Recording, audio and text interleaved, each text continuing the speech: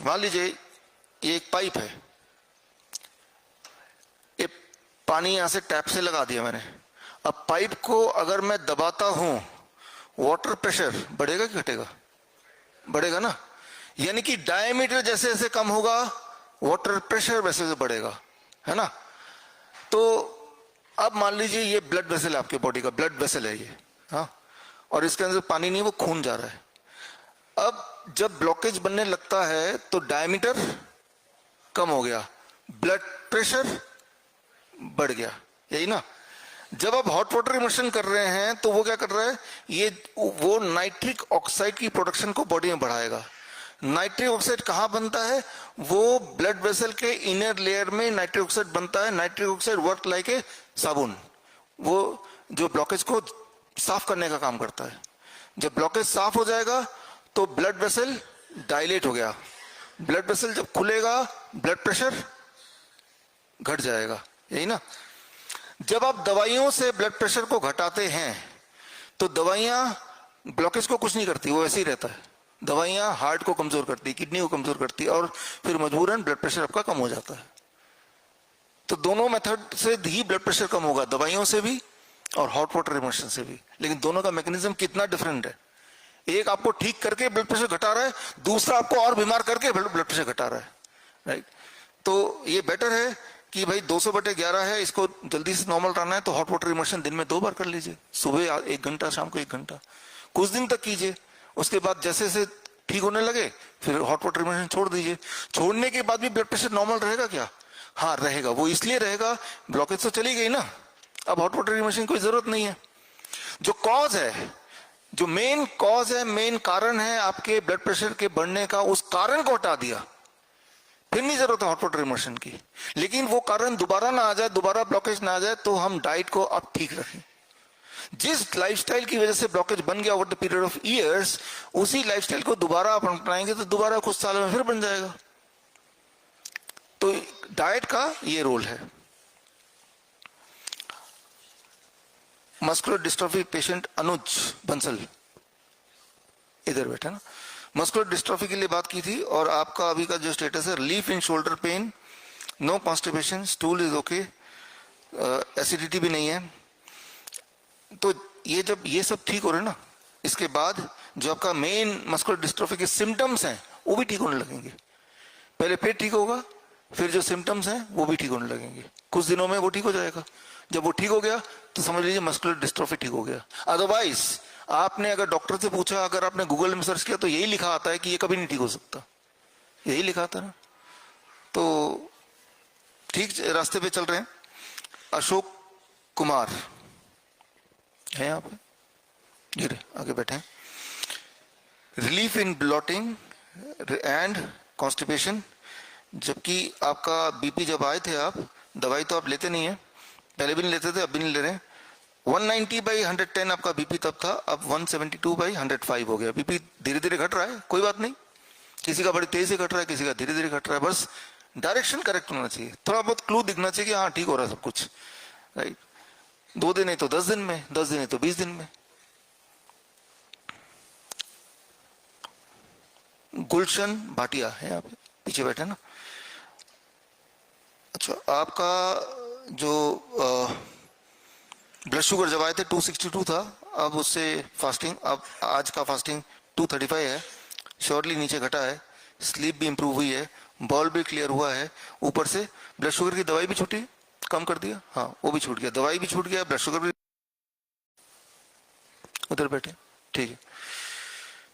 आपका pen score हमने लिया था, तो पेन जो था आपका 6/10 था, उसमें हल्का फुल्का फर्क आया है, 5/10 हो गया है। कोई बात नहीं, थोड़े समय में धीरे धीरे कम होने दीजिए इसको। और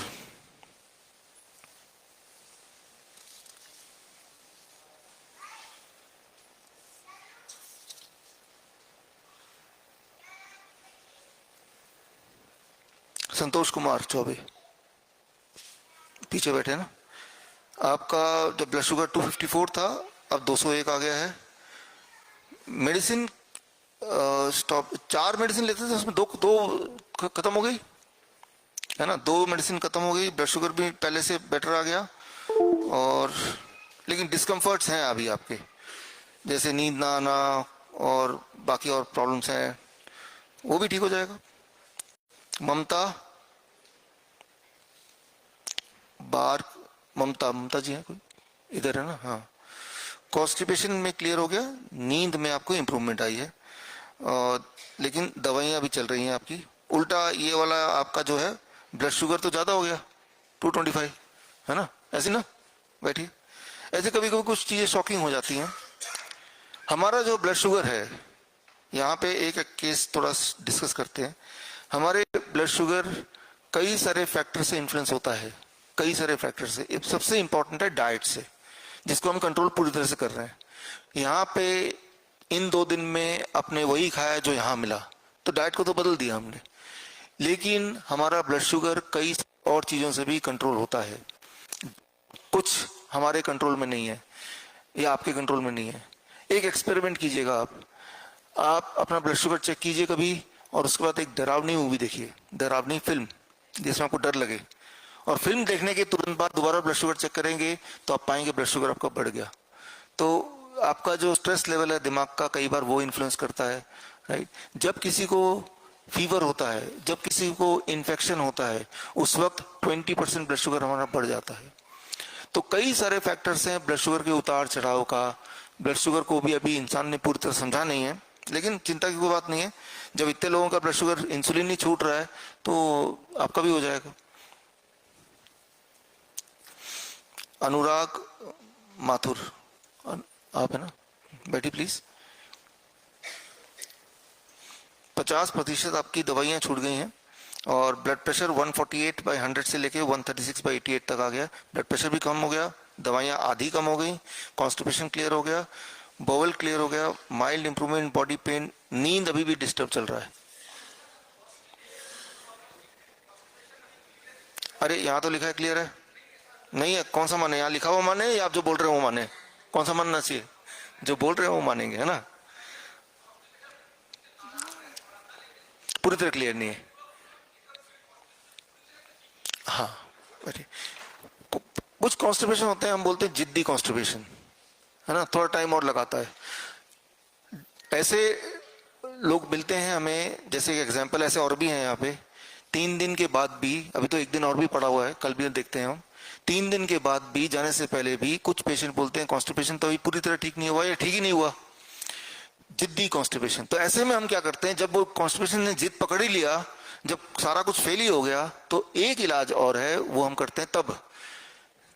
वो है 7-8 आंवला लेके, ताजा आंवला लेके दुकान से, उसको कूटना है, कूट के उसको जूस निकालना है, कूट के निचोड़ेंगे तो जूस निकल जाएगा। 100 ml, आधा कप, और खाली पेट पी लेना है। 1 दिन, 2 दिन, 3 दिन, 4 दिन, चौथे दिन तक आपका कॉन्स्टिपेशन की लूज मोशन शुरू हो जाएगा। जैसे लूज मोशन शुरू हुआ, इट इज एन इंडिकेशन कि अब आंवले का जूस लेना बंद कर दो, 4 ही दिन के लिए, किसी किसी के लिए 3 दिन के लिए। तो जब कोई भी चीज काम नहीं करती हो, उनको हम बोलते हैं। तो यानी कि कल जो आपका सर्केडियन चार्ट बनेगा, तो उनमें जिन जिन लोगों ने इनकी तरह रिपोर्ट किया कॉन्स्टिपेशन ठीक नहीं हुआ, उनमें आंवला जूस फॉर 3 days 4 days ऐसे टिक किया होगा, लिखा होगा 100 ml उनमें। तो ये तब करते हैं जब अपने आप ही इन डाइट से ठीक नहीं हुआ, तब करते हैं उसको।